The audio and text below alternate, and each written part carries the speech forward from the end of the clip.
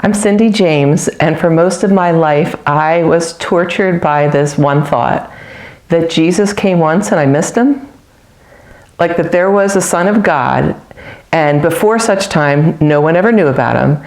And after such time, we would only have hints of whispers, not anything actual, recorded or pictures of him, and we'd have to piece it together. And what I was left with was the Bible and the many derivations of it. And it made me stark raving mad. Like, it made no sense to me. Like, why would God come once? Everyone before was like screwed, and everyone after would have to extrapolate and hope until such time there was a second coming, and then it was all done. And growing up Catholic, asking those questions of the nuns didn't go well. And you didn't ask a priest that kind of question. And I delved into, like, I wanted to see the face of God. That song, Be Not Afraid, one of the lines I believe in that is that you shall see the face of God and live. I wanted to see the face of God and live. So the Shroud of Turin, I mean, did that float my boat? Anything that I could find, anything on any history channel or any book, before the internet, like microfiche, I was so interested in seeing the face of God. And I was devout Catholic growing up. I mean, so devout. Like, we are the light of the world at confirmation, that floated my boat. Like, I could do something in the world that would help and it could serve God, and that love was everywhere. I never did understand, though, and I remember saying this in 7th grade to Sister Pat at my Catholic school that I went to, K to 8. And although there were a couple different schools therein, I said, so if I were born in a country that wasn't Christian and didn't know, I would at best go to purgatory.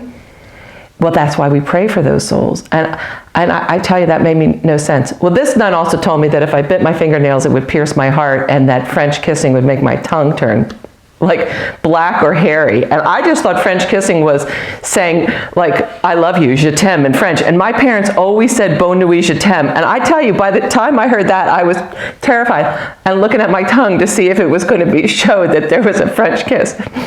So God bless Catholics.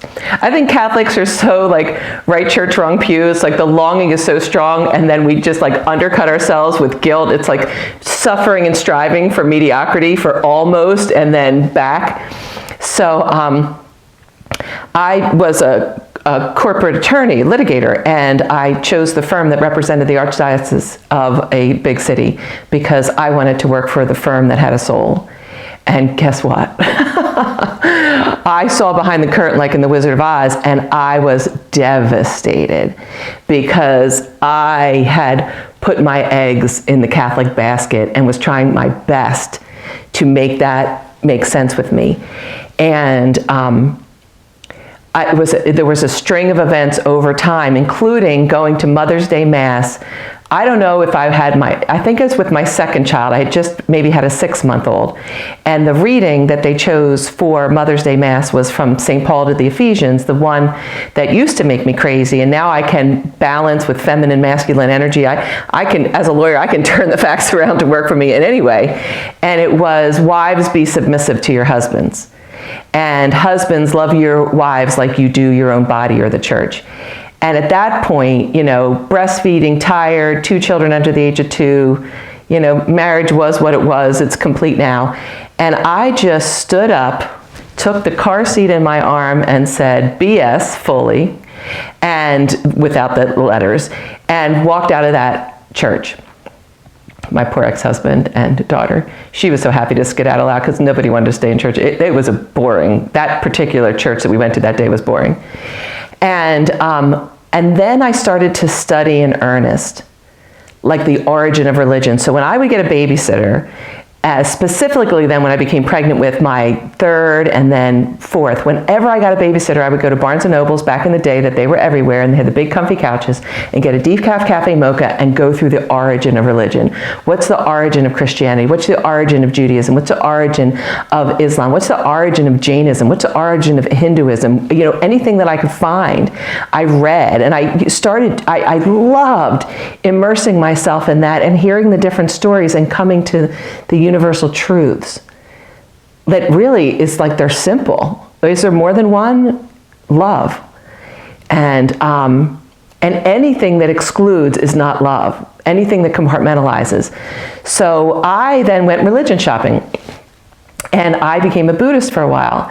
And I want to tell you, that was spectacular. I mean, I loved learning about impermanence and the different theories of what happens when you pass, like going through the Bardos, the Tibetan Book of the Dead, and love chanting, still can chant like a pro. I love chanting. It's wonderful. Like, Om Mani Padme Hum and more. And what I found was Cinderella in the story, that slipper did not fit either.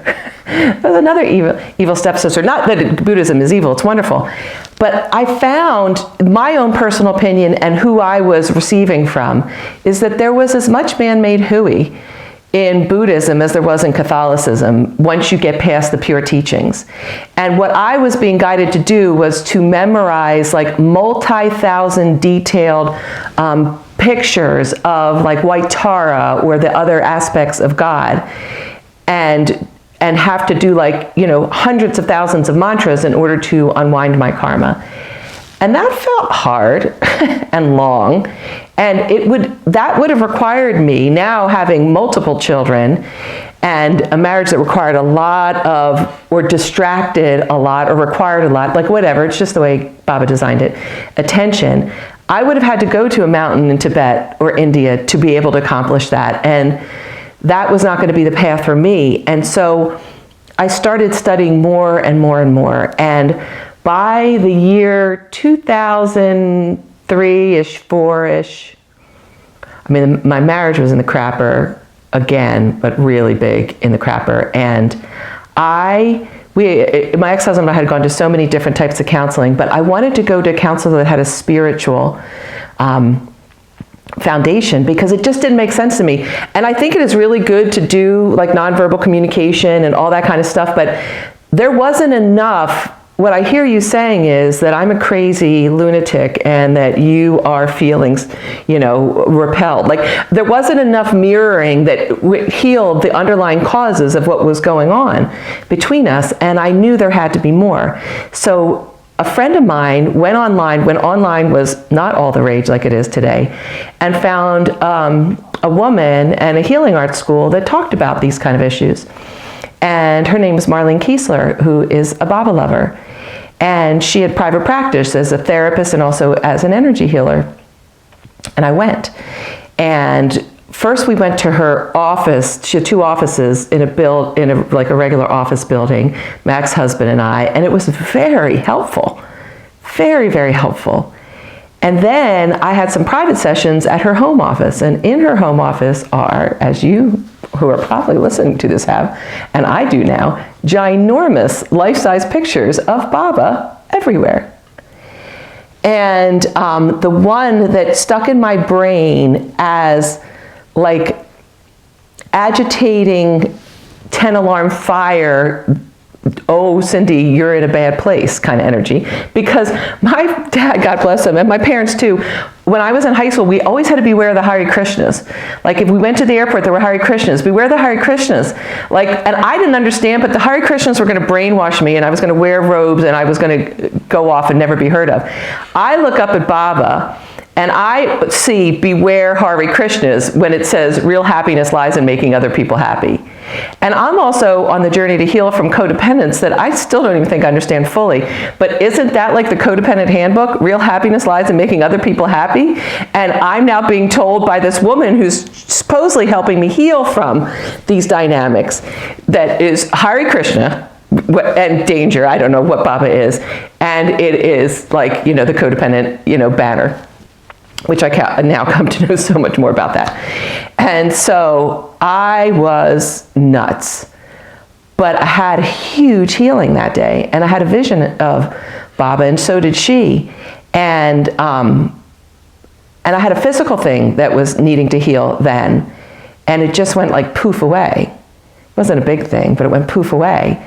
So I went online and I decided that I was going to read about this Hare Krishna codependent guy named Meher Baba. So I go and I see that his seminal book is God Speaks, so I order it. And so that's my first book of Baba as God Speaks. And I was a communication major in college. I was like master debater, and which sounds sexual. And I was all sorts of things, mock trial and top of my class and journalist and top of the Villanova Law Review and never lost a case and blah, blah, blah. Did not make me happy. These are just attributes as insignificant as how long your fingernails grow. And I was horrified by the prose in it. It was redundant. Oh, so sorry, Baba. This is my judgment. It's redundant, it's circular, it doesn't make any sense. It's not clarifying anything. If this is God speaking, was he on Quaaludes? Like, what is going on? Many of us go to Baba kicking and screaming. And so as I'm reading this, I'm contemporaneously having these experiences of healing through the healing art school and the personal healing practices of this beautiful woman. And I'm reading what sounds like crazy nutso stuff. But because I have a type A personality, or now I have a type A I'm recovering type A personality, I was going to read that book from cover to cover because there wasn't any book that I started that I didn't read. And a miraculous thing happened. Around page 150, I had an opening of understanding and knowing. Not intellectual. I can put together how existence came to be, and I still can't. And still God Speaks makes me a little nutso. I've done 2 readings, once by myself and once with a Baba group that includes Marlene. And it took us, I think, 3 years to read a little bit at every one of our Baba meetings to get through all of God Speaks. And it was helpful because we would then stop and talk about it. I had a feeling of, oh, I am infinite. I am part of something greater. And as I continued to read God Speak, I don't think I understood from my intellect any more than I did before, but I understood from my being. Like that agitated 10 alarm fire came down to 5 maybe. And, with spurts up and down. And I started to get it, and I started to want to really delve into it. Before this had happened, during the reading of God Speaks, because for many of you might know that takes a little bit of time, I was then bringing my offspring to Marlene for therapy and healing. It was, it's tough times on the planet and with the family stuff that we had going on. And I would sit in the next room where she had a ton of Baba books, and there was, I don't think it was Jean Adriel's book, Avatar, but whatever book it was, it might have been Erich's books, that's how it was. But I just opened up randomly, dialing for discourses, dialing for, what's going to pop up. And it was the story of Baba at the end of his life when Erich is taking care of his form, and Erich takes, Baba needs some salve somewhere in his body, and Erich takes the lid off and plates it on Baba's thigh. And this is the way I say it. Then Baba rips him a new one.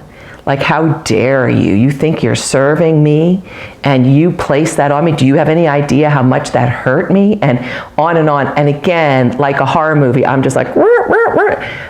Okay, this guy's nuts. Baba's nuts. First of all, what kind of God is in that kind of state of physical disrepair, and continually like that? Second of all, this man, beautiful man, looks like Clark Gable. I mean, I think he's kind of hot, is serving him his whole life. And and because of that little tiny tin hurt him. And I just thought, oh, he's a he's a sadist. I mean, this is terrible, terrible. And so, God bless Marlene. So my child, I don't remember which one, comes out of the healing session, and I'm as cool as ice to her because I can't bring my children back here because it's nuts. And she's nuts, and I got to regroup. So I didn't. I think that was before page 150, and then 150 ensues. And I have my first visit to the Baba Center with my ex-husband and the 4 children. We're looking for colleges for my daughter. It's Labor Day of her senior year. All the children are in the minivan. It is like a crazy road trip of dysfunction on wheels. And I convinced them that Duke University is near the Baba Center and that we should stop at the Baba Center before we go to Duke. Now, I still don't know where it is, but it's hours away. It's not close to the Baba Center. And we're driving this rocking vehicle of disgruntled human beings, all of them, and me trying to force, because that was always, codependence, got to force people to be happy, be good, be healthy, to do what's right, to love God, to take care of themselves, to take care of me. It's a whole big cluster, of entanglements. And I just said to them, what if it's true? What if Jesus came more than once? And what if this is a place that an incarnation of Jesus left for us to experience God? What if it's true? Could we please just suspend disbelief? And so we were only on the center from 6 p.m. to 11 a.m., which when I called to make the reservations, they thought was nuts. But that's all I could get out of the crew, and it was enough. I went to a discourses meeting, was on a Monday night. I was a little dismayed to see some, in my opinion, harsh criticism of one another's interpretations of discourses within the group. And I was like, oh, that's interesting. Now I'm in the library reading room, which is like nirvana. And I was like, okay, like, that's okay. I was so wanting to engage, and I will say my perception was, whether it was true or not, is that I was not welcome at all in such conversation. And I think I thought about this just recently, like what happened when my children first came to Sahavas, and I thought about this actually this morning. There was a gathering, an outdoor singing concert at the center. This is fresh after being at the center for the first time in 2 years. And I wondered if someone who was walking in fresh new would have been welcomed. And I realized I wasn't even looking for people that I didn't know to welcome. I was looking for people that I knew. And it was rich and incredible and amazing to connect with people that I met maybe on a Zoom or that knew before.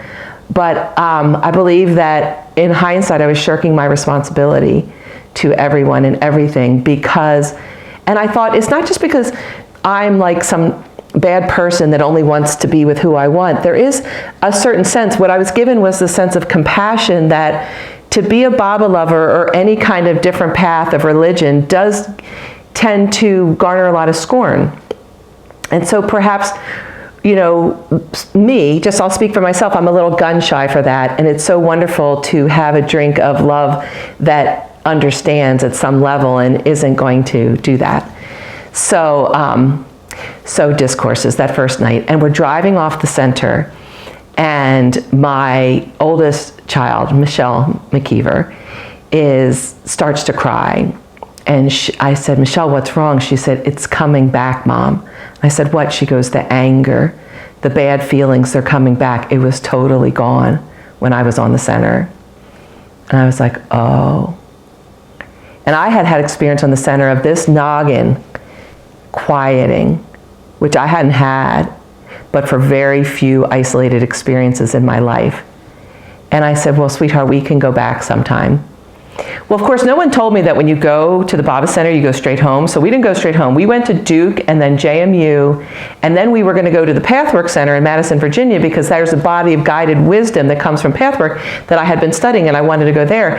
And I mean, what happened to us was, I think we were batted around like a cat with a mouse. I mean, it was incredible. And then trying to get onto this Pathwork Center, I had, glorious bowel issues. We had to stop the kids. We couldn't find this place. It was so simple. It was crazy. And as we were driving down the Seven Oaks, I think it's called, Tree Line Drive, I heard from the energy known as guide, remember, I bow before God. I am not God.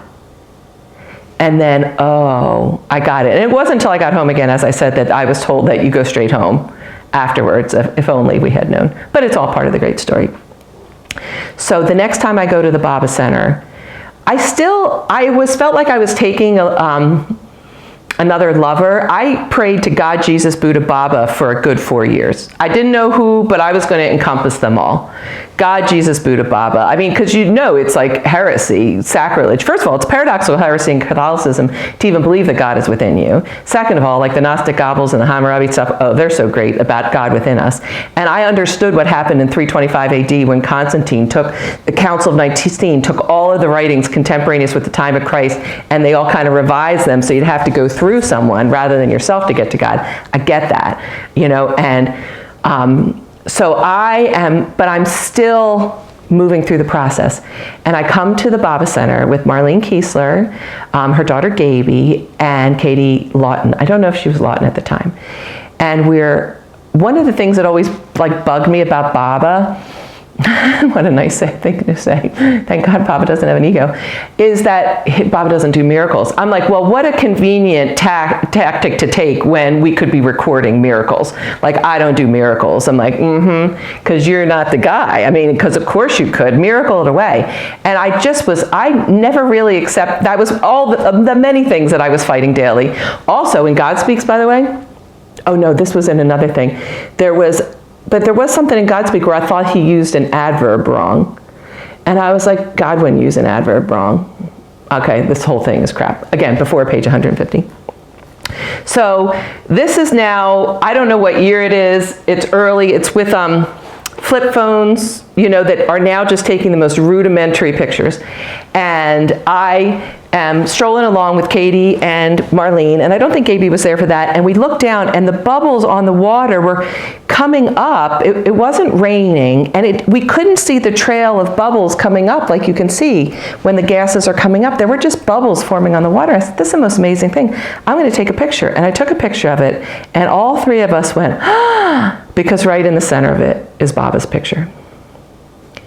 And that picture used to be at Dilruba for 10 years, and then Brian Darnell's, I think, ex-girlfriend was given it because she really loved it, like about 4 or 5 years ago.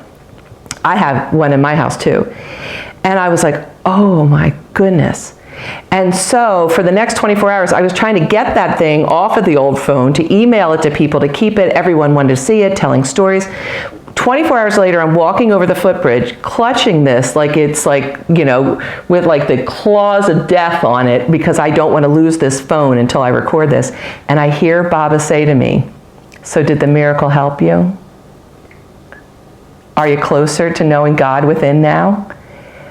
I mean, the truth is, I was a fearful wreck of having to preserve the freaking miracle.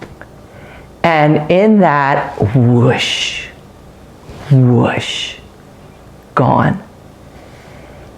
And then I will say, to bring this story into completion, was that on December 6th, 2010, one of my dear friends, Pat, was getting ready to pass from an aggressive form of bile duct cancer that was months. And I was attending to her. The day before was to be her last breath. And her lips were totally dry as that would happen. So I got a tin of Vaseline, and I went to take it off. And I went to place it on her thigh, and I so naturally put it on the thing because I knew not to place it on her. Not because of the consciousness of the story, because you just wouldn't. And I started to cry. And I took that Vaseline, and I smoothed her lips. And I knew that not only did God not just come once, God comes again and again. And I like to joke that this lifetime is, for me, a game, like a game show, so you want to be a Mandali, because I would love to be in human form. I'm so excited. I was on the planet for almost 4 years when Baba was on the planet, and believe he came to me. I have a story of when I was 3 years old, living in my grandparents' house, and my 2-year-old brother next to me, because we're Irish twins, and someone coming in and tapping me on the shoulder, me rolling over and seeing this figure that had I only saw the silhouette, and it was dark, of long hair, and the feeling was intense, and I froze. And once that was gone, I woke up my brother Michael, 2 years old. I mean, he didn't see anything. My parents were sleeping in the upper room with my brother. And like, there was someone here. They searched the whole house. And it wasn't until a few years ago, I believe that was Baba. You know, what I think happens when Baba did his universal work, many, many things, but one of them was he traveled through to those of us on the planet, giving us the tap. And so now Baba is my sun and moon and stars and more. And I'm so happy to be a Catholic Buddhist Baba lover. And I'm grateful to Marlene and to Baba for the richness of this journey that we're all on together. Thank you for being present for this, dear people. Jai Meher Baba. Mwah. A Baba. Oh, here's a cool thing. My brother Michael, in 1997, sent me 2 books. One was on meditation by, I can never say his name right, Eknath S. Warren, and one was The Zone by Barry Sears. It was about healthy eating. And I read both of those, and I revamped like my being with like nutrition and meditation. And I, for the first time in my life, no, it wasn't in 1997, it was 1996, because it was before I became pregnant with my 3rd child. I was meditating in my bedroom. I had Laura Ashley green and purple bramble covered on the bed. I can see it. I can see the chair that was from my grandmother's house, the blue chair. And I was sitting on my bed, cross-legged, communing with God. And what I saw was Jesus in front of me, and we had an interaction. And I, in this moment, feel it. Well, when I went back to read that book, post knowing Baba, he talks about Baba in that book, and Don't Worry, Be Happy. And the cover of that book looks almost exactly like the cover, not the cover, but it's a picture of the lake house that I had on a mouse pad. It's almost contemporaneous. So Baba, 3 years old, 30 some years old, and then 40s and 50s and to infinity and beyond. So that's Cindy Lou Who and Baba sitting in a tree. K-I-S-S-I-N-G. First comes fight, then comes marriage. God bless us. Thank you, Robin. Thank you, everyone.